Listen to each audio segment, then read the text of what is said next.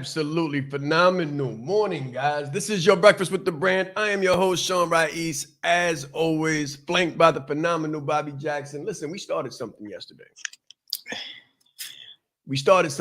I got hit on the back end with a whole bunch of wins. Like my inbox was flooded with championship moments, right? So I think we're going to start the morning with those championship moments just to get you guys get the dopamine hit.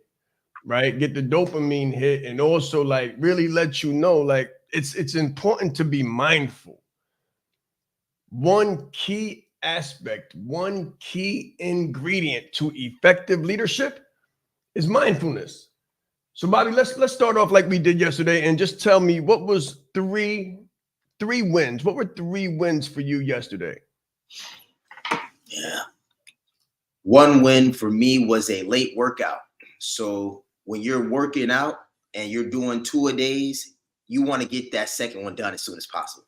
Because the later in the day it gets, the more will and discipline you have to exert.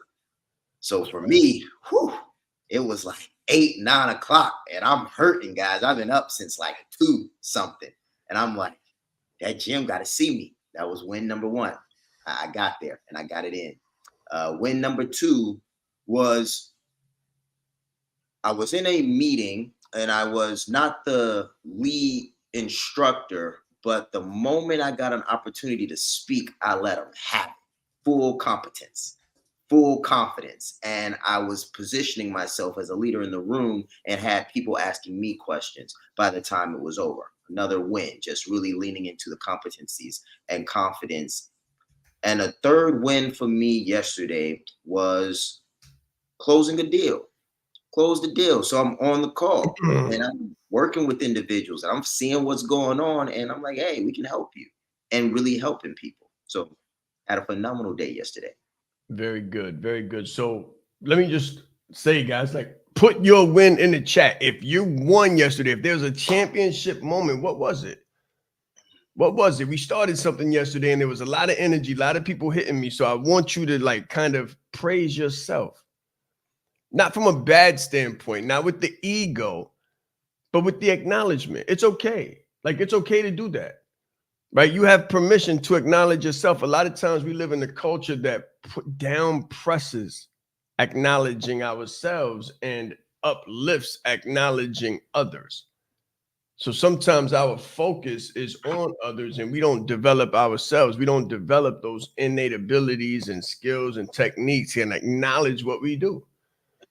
So yesterday I started something, right? And this whole culture of winning was something that I started yesterday. So I acknowledge that as being a win. That was a positive win. I think yesterday's call was absolutely phenomenal. Another thing that I did yesterday was I stayed in college all day. So all day I was studying, all day. When I say it was a serious, very, very intense day for me, very, very intense, very, very serious, very, very dedicated. So as a result of that, another win that I had yesterday was I didn't eat anything.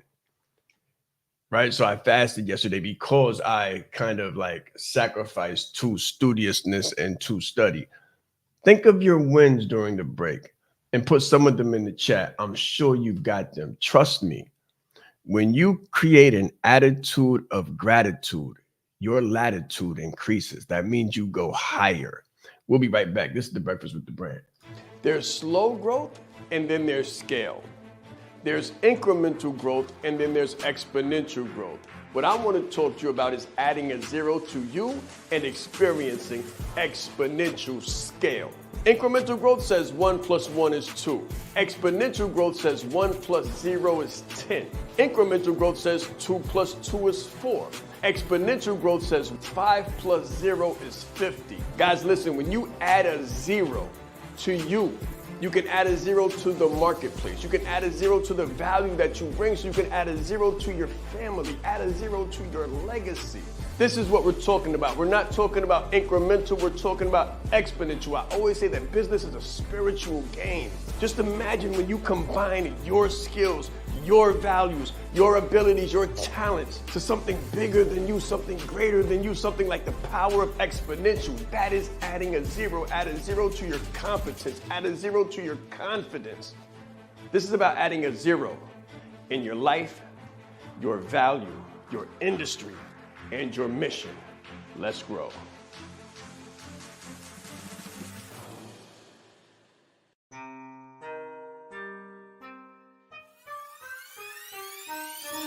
The reason why I did this and what I do is help leaders to become brands and brand themselves. You train people how to treat you by how you treat yourself. I teach authenticity marketing. If people can take advantage of you, they will in your personal or professional existence.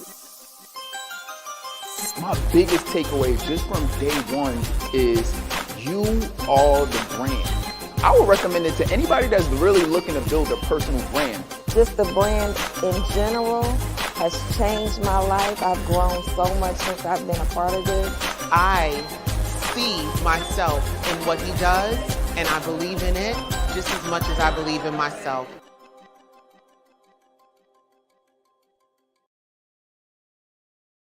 All right, guys. Not a whole bunch of wins yesterday, huh? not a whole bunch of wins yesterday. Listen, so one thing that I want you to think about, because we talked about mindfulness before going to the break. Mindfulness is a serious part of leadership. Mindfulness is a very integral part of leadership. Recording yourself. What you measure matters. Look at this. What you measure matters. So that's a win. That's a win. Physical and mental workouts yesterday. Record it. Measure it. Because what you focus on improves. What you measure matters, guys. I want you to understand that. Like, so the only way we got here was small incremental wins consistently. Small incremental wins consistently. I'm still in college, but I'm not where I was 2 years ago, or even 2 months ago, or even 2 weeks ago. And definitely not a decade ago. And listen, when you're in school, they grade you consistently and they're constantly measuring. So you should be doing the same thing to yourself. Constantly measure, constantly upgrade. Look, able to uplift, encourage, create amazing moments of happiness. We talked about happiness yesterday. Oh man, let me tell you the science of happiness. If you want a longer, stronger, more productive, more profitable life and business, you have to cultivate moments of gratitude and cultivate happiness. I'm not on no, like sappy, super overly over the top motivational stuff, because I believe that motivation without strategy is like a chicken with his head cut off. I'll be honest with you. Like, motivation without strategy is absolutely useless. You're going nowhere at all. But watch this. When you combine the motivation with a strategy, now you got a plan. Now you got a direction. This is how you get outcomes consistently. Mm-hmm. A lot of the things that I noticed as we were asking for, hey, who's getting wins? Who's getting wins? And the chat was a little mild. I thought to myself, how many people don't win every day? How many people feel like they're not winning every day? And I think that's pretty important when it comes to momentum. And I believe winners find a way to win every day, even if they win the mental battle, right? Because you might find yourself, this morning I had a mental battle. So my alarm, like when I want to get up, my best time to rise is 2:50. 2:50 a.m. is my sweet spot per my measurement, what I measure, right? But I woke up at 3:30 this morning. Now, that was a mental battle because I'm like, I don't want to get up, but I got to get up. I just hit the gym last night, like late, and now I got to hit the gym again. It's like my body still feels a type of way, and I got up, and that's a win. So I just wanted to put that out there sometimes, because we can write off the small wins when they're really the biggest wins. Because guess what? If I win that same battle every day, 365, who will I be? Shredded. That's what I'll be. Strong. That's what I'll be, because I'm beating that clock every time. So I just want to ask that question again. Who had a win that you didn't think mattered? Put that in the chat. Because yesterday people were like, I was on the president's plane and all kinds of stuff. Those are big wins, but those little incremental wins, things that we think are little, really are exponential. Very good. Same thing, Bobby. Same thing for me yesterday. Went to bed super late. Like, I never do that. Went to bed super late, never do that, but I was studying all day. Like, when I get on one of those zone outs, like one of those real deep work, guys, write that down too. Deep work. Like, you need some deep work time. A lot of times we live in a culture that is transitory and very fleeting. So what do? We multitask. 10 browsers up. Right now I'm at like 4, right? Early. But I want you to think, you only got 100% of your focus.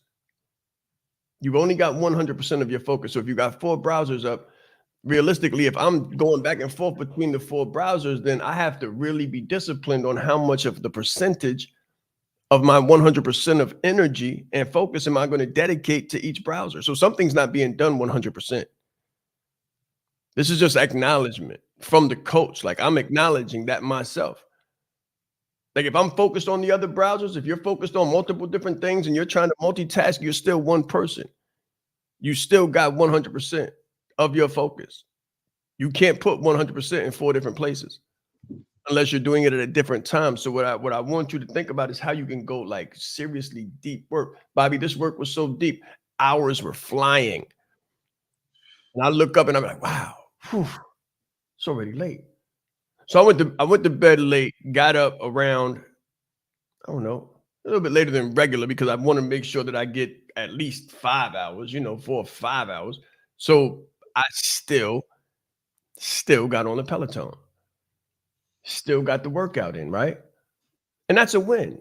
That's a win, guys. It's the small things that result in big overcomes, because how you do anything is how you do everything. So you're building consistency, you're building discipline, you're building resilience, you're building standards. Keyword, standards. What are your standards for yourself? This is how, see, people set resolutions, but they live up to standards. About the year when the year came in, I've said it over and over again. Like, we are at the end.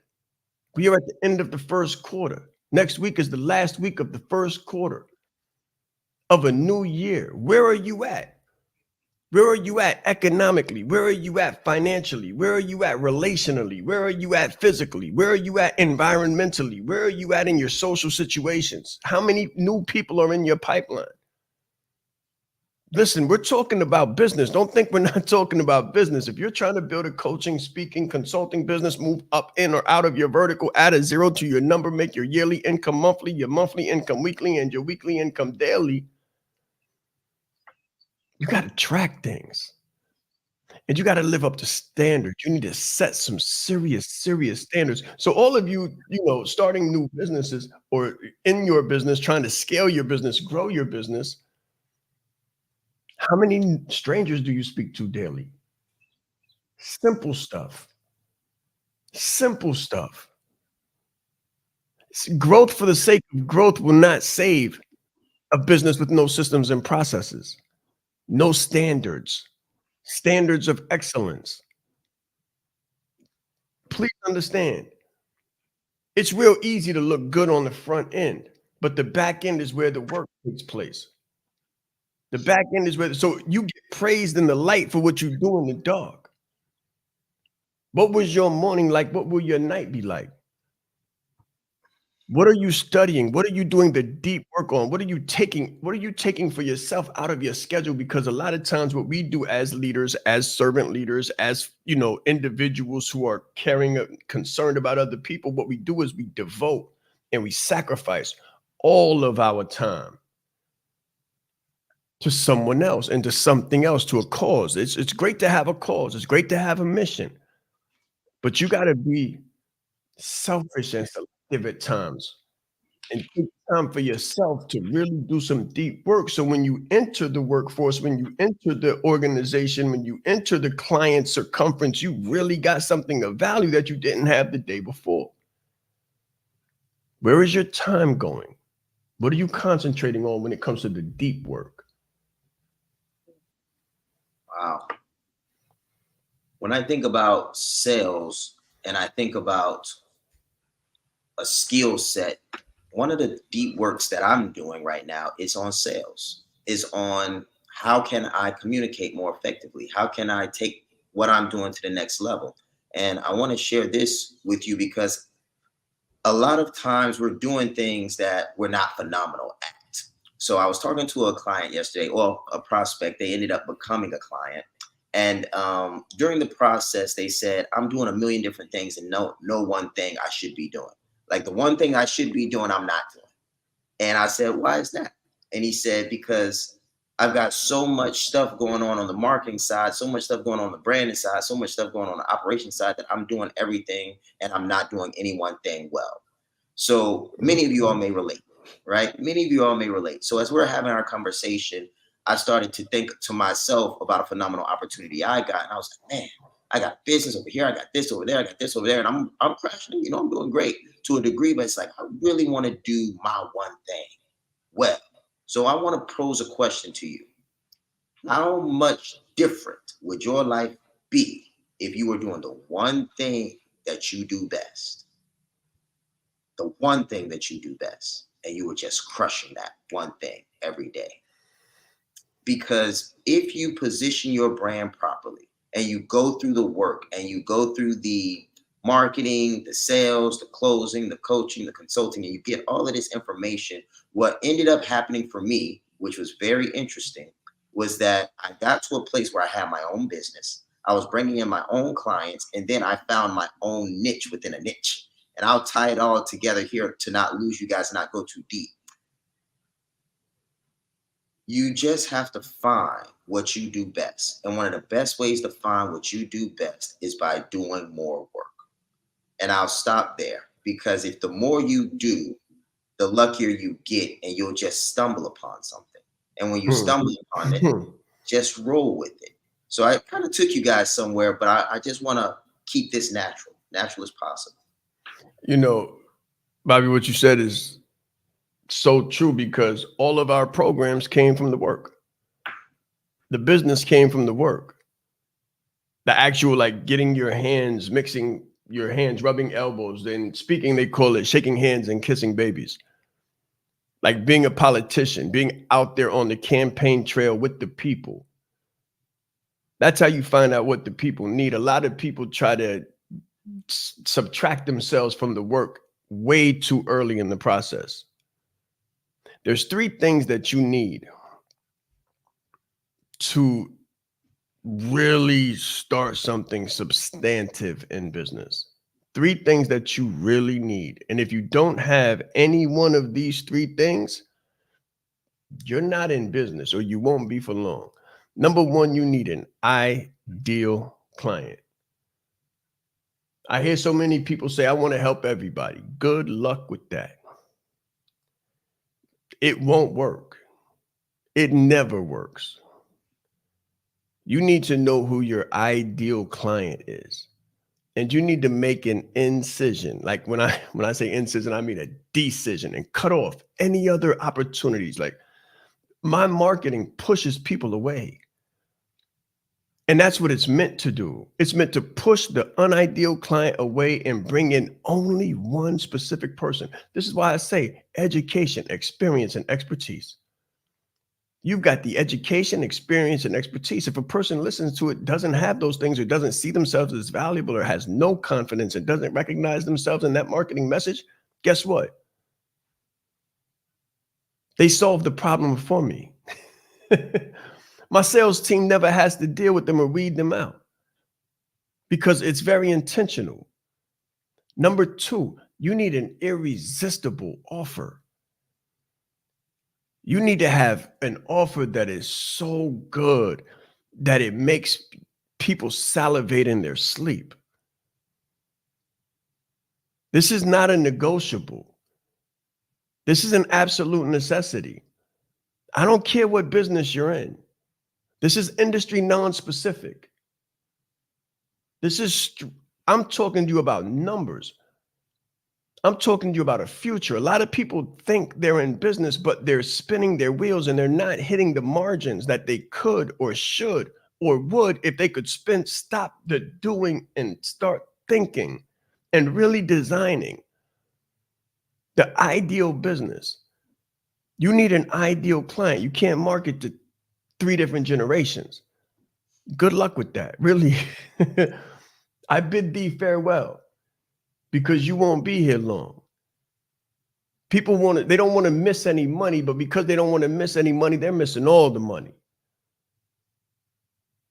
When Bobby talk about one thing, your one thing should be for one person. That one ideal client. Who are they? What is their name? What are their fears? What keeps them up at night? What do they drive? What do they want to drive? Where do they live? Where do they wish they lived? What is their education level, income level? What is their marital status? Like, you got to get to know your client better than anybody else, or you're going to lose them to the marketplace, the person who knows them better. You want to get in a good relationship? Get in a really good relationship with your ideal client and learn them better than anybody else. And you'll never want for anything in your life or your business, because you'll be able to communicate in a way that touches souls and sets you apart from everybody else. Business is a spiritual game. You got to come for your chosen.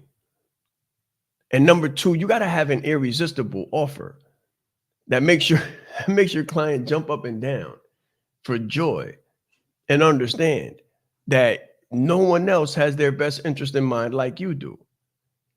Because no one else could potentially even think or even dream of sacrificing so much to give them exactly what they wanted. It has to be an irresistible offer where they win first and you win on the back end. First 2 things, absolutely non-negotiable. This is when I say deep work, like, these are the things you need to figure out. Everybody wants to sell, everybody wants to speak, everybody wants to coach, but not everybody wants to do the deep work and really do the work that's required to become a sustainable business. It's easy to obtain things, close deals, but to create a sustainable, decade-long, profitable business that makes sense. See, people don't understand. They think the chase, we're addicted to the chase in this country. Like, everything is chasing and racing and grinding and working so hard. Like, if you do it the right way, it's not about that. If you do it the right way, it's really easy and you scale really fast because you really know who you're talking to, and you have a phenomenal, irresistible offer that helps you to the liquid comes in. If the liquid isn't coming into your business, it's because you don't have either one of the first 2 things I just said. And when we come back from the break, I'm going to give you the third. This is the Breakfast with the Brand. We talk about business all the time. And when we say it, it's evidence-based. Let's grow. Pay attention. Come back with your pens. It's very important that you know yourself to the highest degree possible, because it's through knowing ourselves that we're able to know other people. You are the most important person in the room, and the better that you know yourself, the better that you're able to communicate to others. So you're not only playing the game knowing who you are, but you're also playing the game knowing who everyone else is, so that you're not playing blind. He's extremely engaging with people. He has a fantastic smile. He's just very high energy person. This is called leadership development. So we have to be independently knowledgeable and considerate to know who we are, so we can more effectively know who other people are. As the leader, it's your responsibility to allocate resources in the right places. If you don't know how to communicate effectively, you're losing the battle. I said Shaan Rais. I'm proud. I said Shaan Rais. Leadership is not the brand they made for us. Listen, he brought fire, heat. He didn't hold back. 20 years down the line, what I could sell? Why not serve first? Service over salary. Branding like a leader closes the gap for people who want branding. Speaking like a leader closes the gap for people who are nervous about speaking. If Steve Jobs would have speculated, we wouldn't have Apple. He changed lives. He helped people open up their business and start their business. We are the brand. Some people say, Shaan, should I quit my job? Mentally, yes. As a speaker too, to be able to learn from him and watch him and game respects game. And I want to have that much game someday. The right client, pay $500,000 for what you do. You have to be bold in your beliefs. He has been an amazing asset to this event and a pleasure to work with. Very captivating, collaborative, worked very well with the audience. I want to help you. Put a 0 behind your number, right? The session was great. How he is online, virtually, he is even more phenomenal in person. Be the face of change that you want to see. Stop asking questions and start giving demands. The entire team has just been absolutely incredible. They are a joy to work with. They go above and beyond. Give yourself a round of applause. Yes, yes, yes. Give yourselves a round of applause for still being here. This is Friday morning, guys. This is Friday morning. I want you to just applaud yourself, recognize yourself. This is a win. Just you being here is a win. Just you waking up is a win. Just you being here is a win, right? But after that, if you want to do business the right way, you're going to need some more things. You're going to need some more wins. You're going to need some more determinations. You're going to need some more distinctions. You're going to need some more decisions. You're going to need some more discipline. Everybody wants more dollars, but you need more discipline. You need more distinctions. I love it. You need the discipline to say no to people who are not your ideal client. You probably need to fire some clients to get this right. Listen, every time you move up, every time you get clearer, your client load will get lighter. It's the stuff people don't tell you. And when you're for everybody and you just serve everybody, you're not really winning. Trust me, I know all the people, and a lot of people are overworking and not really winning because they're trying to serve everybody so much that they never get off the treadmill. I get on a treadmill, but I get off of it too, right? So number one, ideal client. Who is yours? You cannot spend enough time on this. You will consistently refine this. You will consistently refine this, revisit this, fine-tune this, become clearer and clearer. You'll magnify the magnifying glass. You'll get clearer and clearer and more distinctive until you see the actual pores and the skin turns into molecules and You can't learn this enough. You cannot learn this enough. Number two, irresistible offer. Programs, products, and services, right? Everybody got programs, products, join my stuff, buy my stuff, join my course. But who is the course for?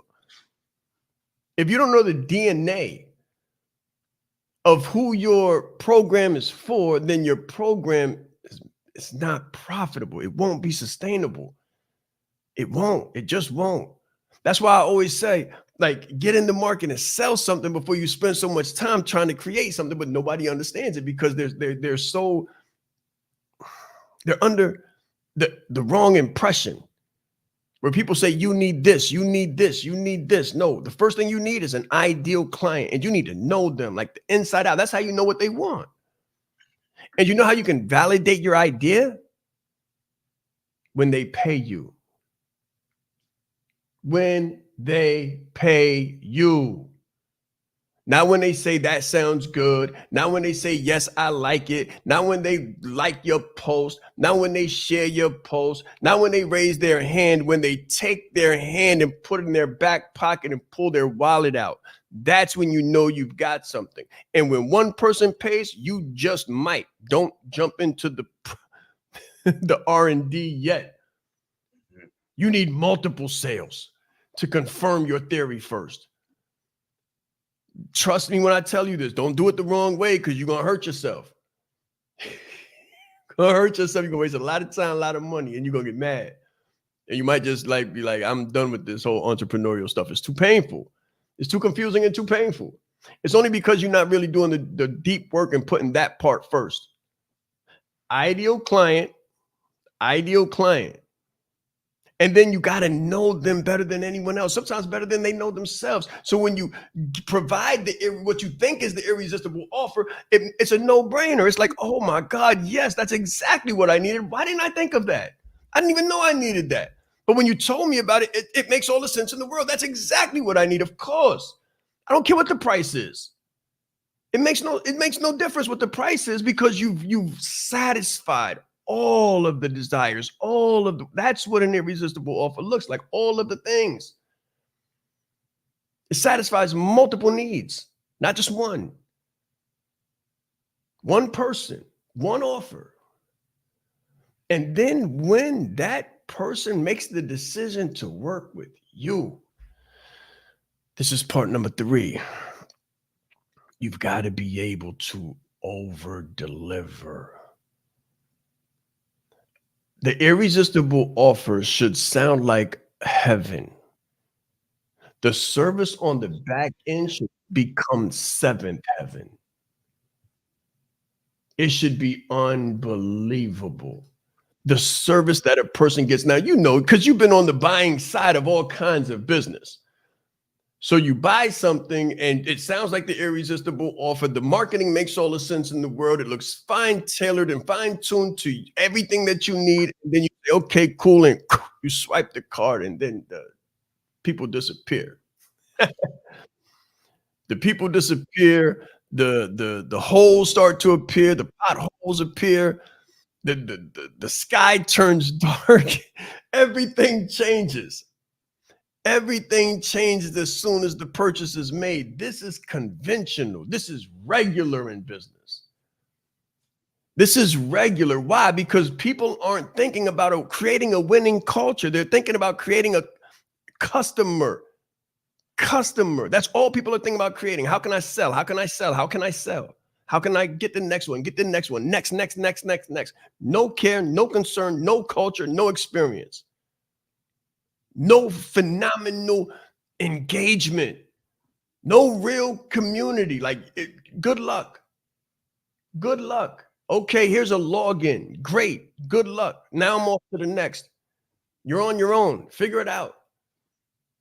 Don't do that. You will not retain. Like I said something during this week. I said, Goshi, growth happens outside. Scale happens inside.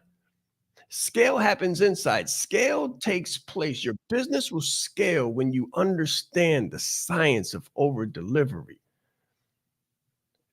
When you create another language, when all of your clients' needs are met to a degree that they didn't even know they needed, then you'll experience what it means to scale. But first, you got to understand who your ideal client is. Your ideal client is the person. See, we go so deep into this inside of Branded Like a Leader, inside of the leadership leverage. We go so deep into this. What you want to learn is the DNA.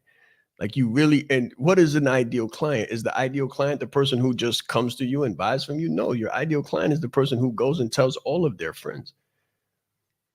Because you've overcompensated them and over-delivered to them and set them in a culture of amazement and fandom that they can't even imagine themselves. They can't keep it to themselves.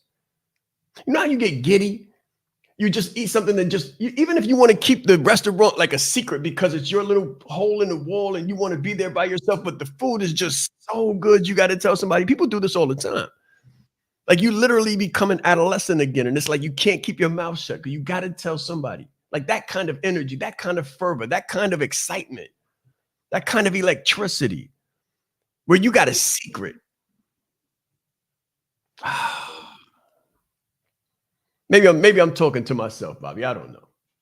I think that the direction that we're going in this Friday is deeper than they expected.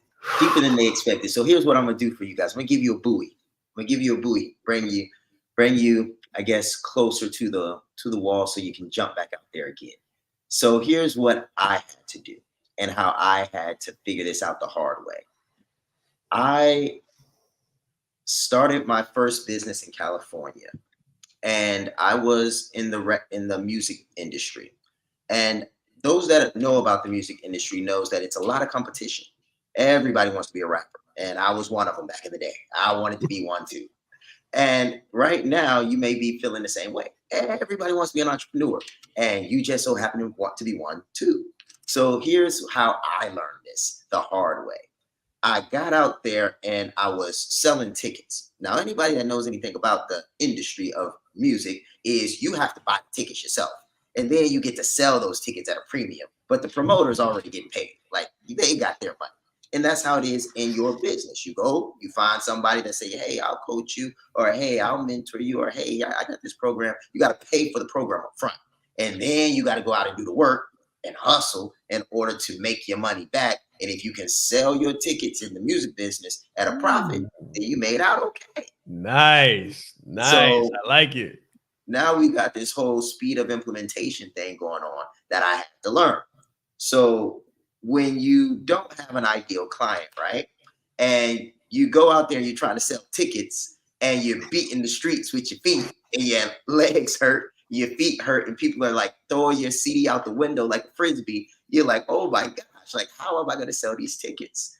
You'll realize very quickly what a lot of entrepreneurs are realizing right now, that you can't give stuff away for free if it's not good. If it's not good, let alone try to sell it. So a lot of times we don't even know if what we have is good.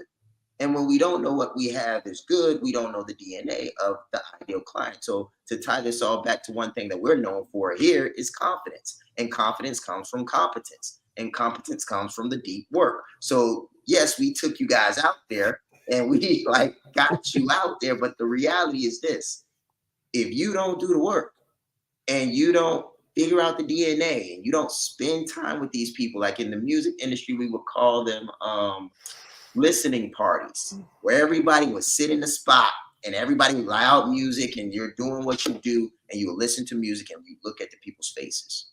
In business, we call that a focus group. In business, we call that a poll. We send out the music, we send out the tracks, look at everybody's faces, get feedback. In business, we put the questions together, willingness to pay, pain points, whatever it is, and we send it out to people. And then we get feedback.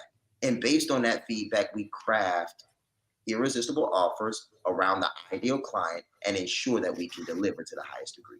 So that's what you guys have been listening to. Bobby just said something that was extremely powerful, but he left something out.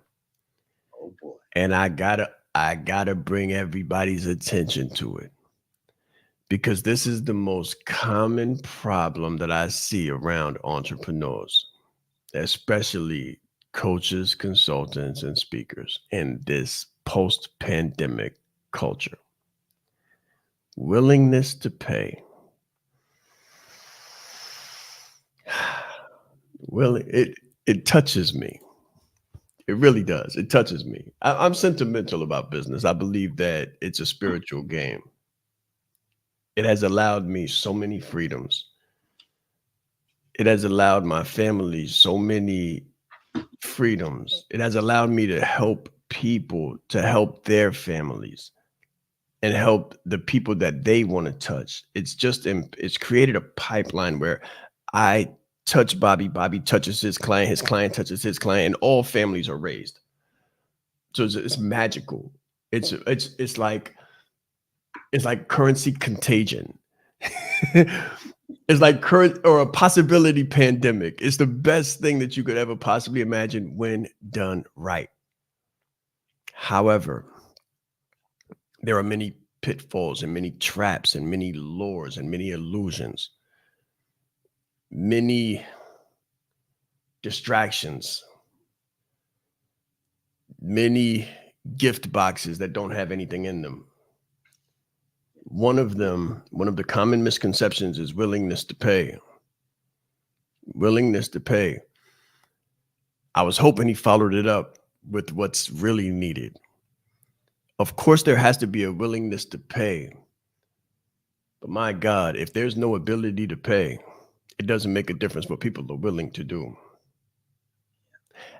When you're figuring out who your ideal client is, you want to start with capability.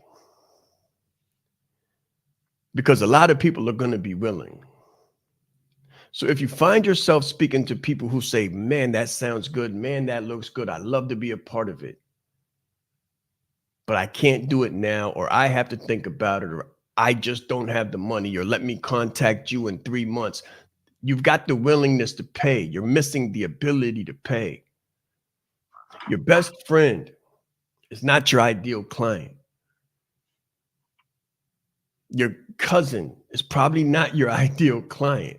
The person who's willing to pay you but can't do it is not your ideal client. Guys, if you're having calls with people that can't pay you all the time and wish they could, the willingness will not create the win in your business.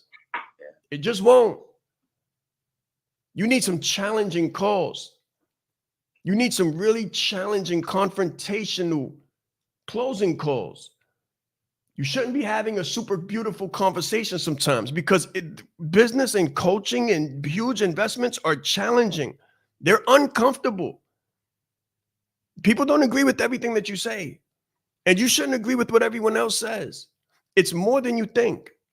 And people don't really like take the hood off and let you know what it is. So you think it's, willingness to pay. Yeah, willingness to pay is great, but what about the capability? If the willingness to pay was the deciding factor, I think everybody on this call would be a millionaire, honestly.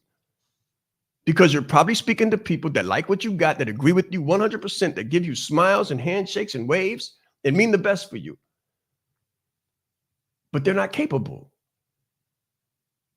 How many people here get agreements all the time, but not checks? Business is based on profit and margins. A successful business.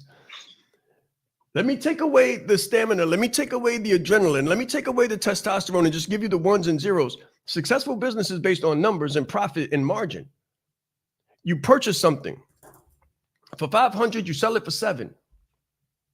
Your margin is 2.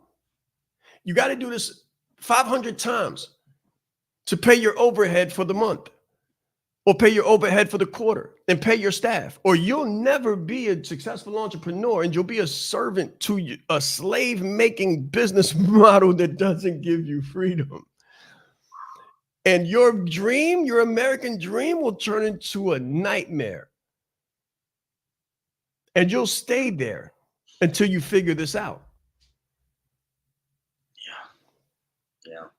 And another thing that this made me think about, because I was in a class yesterday where they were talking finance, stuff like that, with entrepreneurs, and something that rarely comes up, because I don't think there's an ideal client identified. There's not an irresistible offer. There's not a ability to over deliver. So because all of these things didn't take place, a lot of people just talk about revenue. They don't really talk about profit, and they don't really talk about equity. And that was one of my biggest learning curves in year 2. Like, I remember Shaan was telling me, revenue is vanity, profit is sanity, and equity is freedom, something like that. Yes, sir. And I was just like, wait, what? I've been out here making all these sales, busting my behind, and like get these dollars in, and the operation, like the actual brand equity and all the different things. Like, I'll give you guys a secret. Like, put a 1 in the chat if I can give you a secret, like a CFO secret, like blow your mind and blow your business. I guarantee it.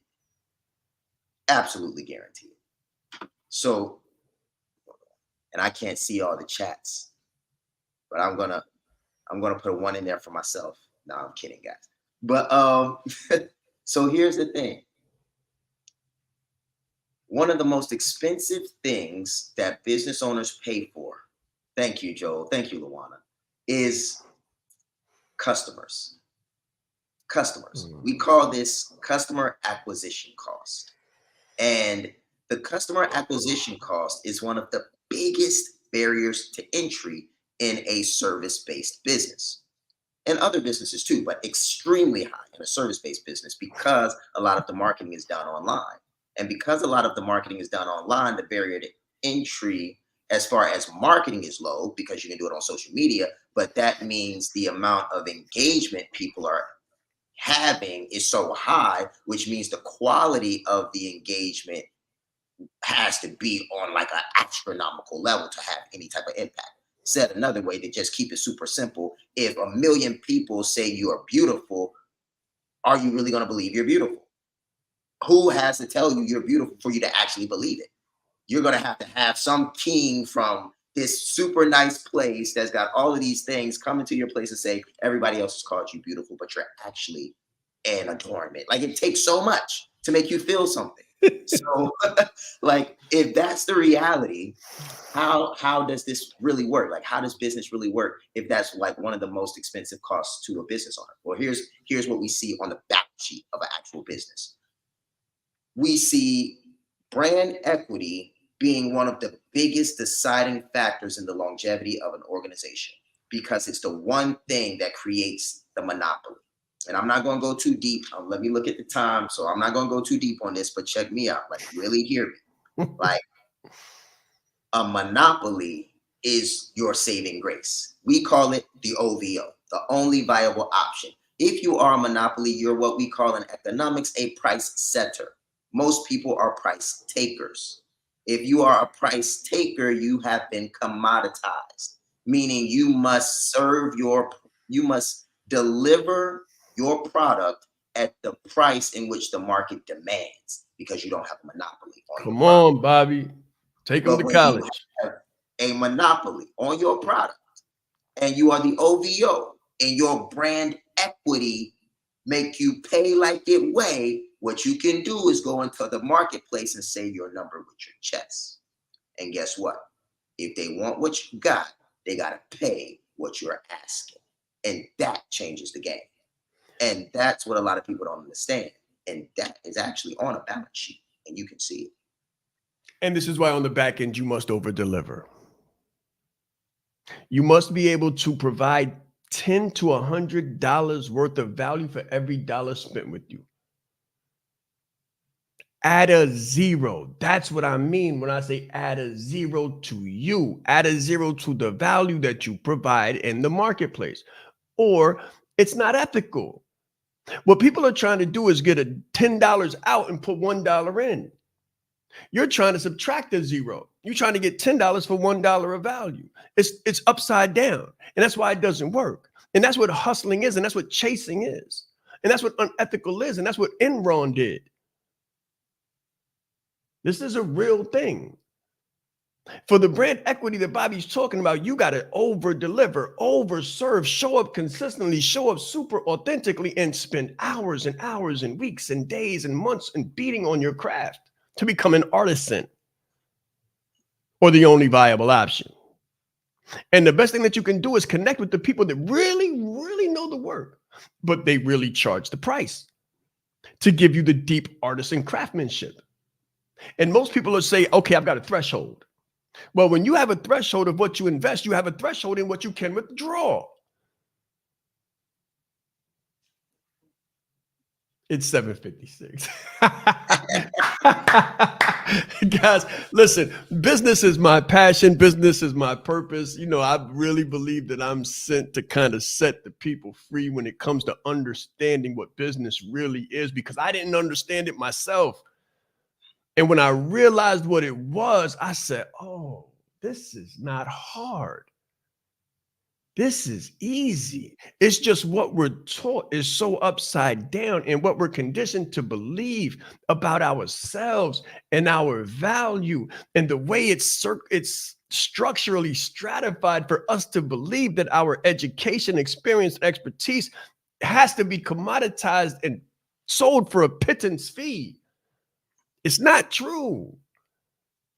But the fact is that you have to brand you and be willing to bring your authentic, true, vulnerable, genuine, caring, and disciplined self to the marketplace and over deliver, which means to overextend, which means to overinvest, which means to over compile competencies and stack those and then give them freely. And when someone comes in, you over deliver. This is what causes and upsell. You have to build confidence. Your confidence and your competence, when delivered the right way, communicated the right way, creates a sale. When the sale takes place, your over delivery, your overcompensation allows the persons on the receiving end, their confidence to rise. It allows their ability to rise and their faith to rise, where they're able to meet you at a higher level. Joe knows all about it because it's the same science of flight. It's the same science of flight. It takes more power, more energy, more fuel, more fire to get off the ground than it does to get to once you're at the stable's place. You can set the thing on autopilot and go to the back and have a conversation. But you can't do that when you're just taking off, because you don't have your gauges set. You don't have your systems right. You don't know if you're going to make it. Then the only way that you can is overexerting tremendous amounts of torque and pressure and investing all concentration, all focus, all love, all hearts and minds in alignment. And over deliver.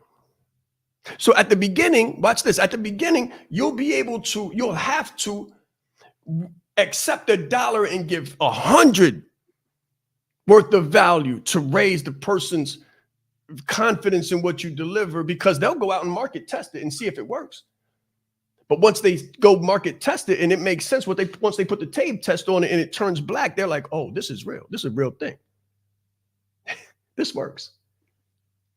And then they come back and say, let me get 10 and let me get 100. And what else do you have? This is the breakfast with the brand. Don't do this the wrong way, or you'll suffer. And so will the marketplace, and you'll destroy any brand equity that you could ever have. Do it the right way. Start with the ideal client, irresistible offer, and over deliver with more value than the marketplace can even withstand. That's what we do on the Breakfast with the Brand. We do something that's not done. This kind of teaching for free, you'll never find it anywhere. Let's grow.